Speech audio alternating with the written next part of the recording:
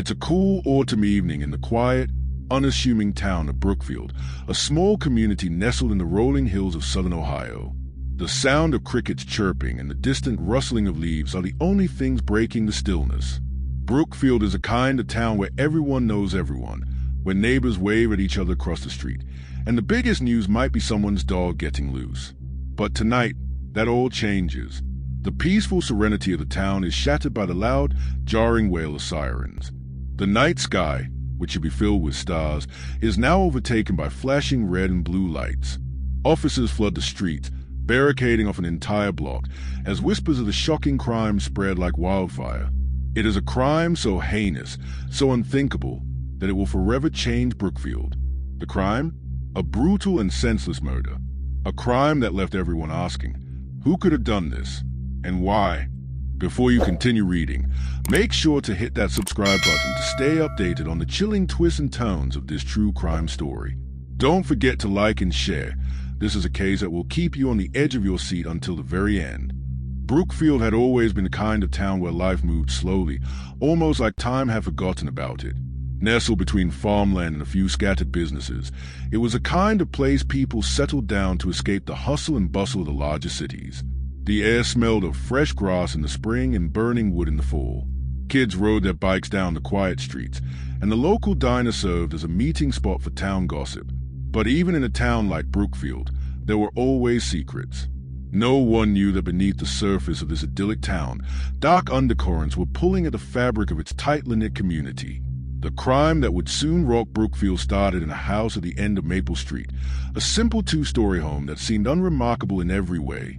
This is where Emily Carter, a 32-year-old schoolteacher, lived with her 9-year-old son, Jack, after moving to Brookfield several years ago. Emily had been a beacon of positivity in the town. She taught third grade at the local elementary school, volunteered at the community center, and had a tight-knit group of friends who adored her. She had been a single mother for most of Jack's life after her husband, Greg, died in a car accident when Jack was only 3. Emily's life had been anything but easy, but she was known to carry herself with grace. Despite the loss of her husband, she had built a life filled with love and support for Jack. She was a kind of woman everyone admired, strong, selfless, and dedicated. However, what no one knew was that Emily had recently begun acting strangely. She had become more reclusive, spending more time at home than she had before. She also seemed to be growing distant from her friends, as if something was weighing heavily on her mind. It was on the evening of October 23rd that Emily's life and Brookfield's peaceful existence came to an abrupt end.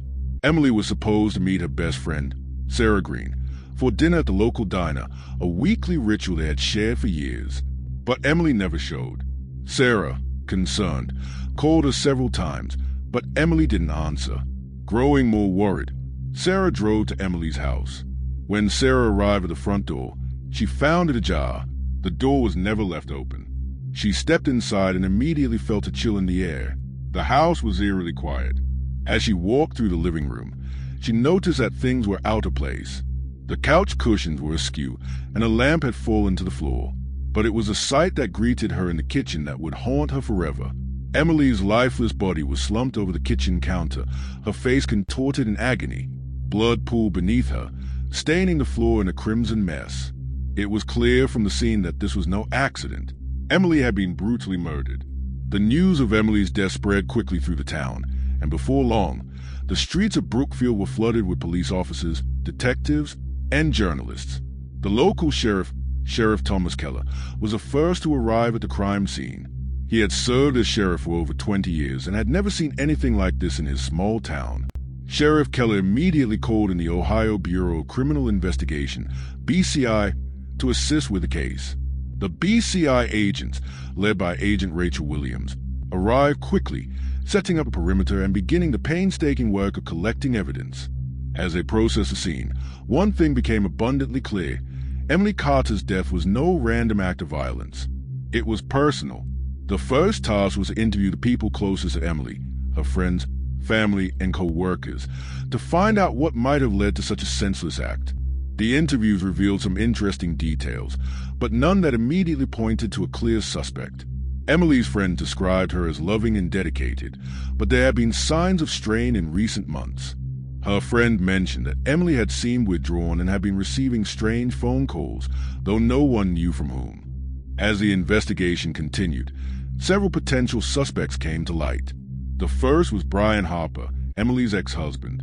Though he had been out of the picture for nearly 6 years, Brian still had a rocky relationship with Emily. He had a history of violent outbursts, and some of the neighbors claimed to have seen him near Emily's house the week before the murder. Despite the suspicion surrounding Brian, there was no concrete evidence linking him to the crime. In fact, he had an alibi. He was out of town visiting his mother on the night of the murder. His alibi checked out, but his name remained on the list of suspects. Next, investigators turned to Sarah Green, Emily's best friend. They had known each other since college, but things had started to unravel between them. Sarah admitted that Emily had recently canceled their dinner plans several times, and there were rumors of tension between the two. However, Sarah had a solid alibi. She had been at work during the time of the murder. She was devastated by the loss of her best friend, but had no apparent motive to harm her. The final potential suspect was Jack, Emily's 9-year-old son. It seemed unthinkable, but the investigators had to explore every avenue. Emily's son had been in the house when the murder occurred, and although he was too young to comprehend the full scope of the investigation, his behavior was starting to raise questions. He was unusually calm during the interviews, and when asked about the night of the murder, he gave conflicting stories.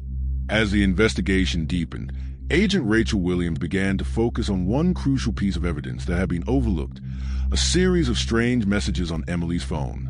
The messages were threatening in nature, but they were not from any of the people who had been interviewed.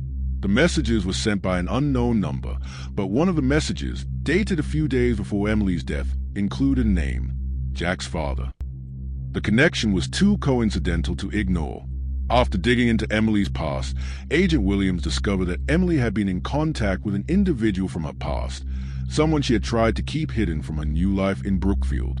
This person was Jack's biological father, who had abandoned Emily years ago after a violent altercation.